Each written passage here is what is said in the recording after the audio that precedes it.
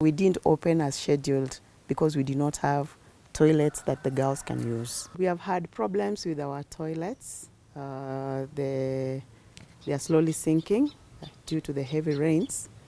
And because of that, it wasn't safe for the girls to come and use them. So we had to come up with emergency toilets to be used by the students once they reopen. The emergency toilets will be complete by today in the afternoon.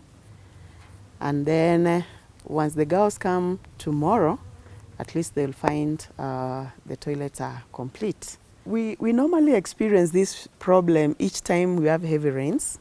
Reason being that this place is prone to mudslides and the soil is very loose. The board and we've agreed that this time round, the toilets that you're going to use to put up are not pit latrines.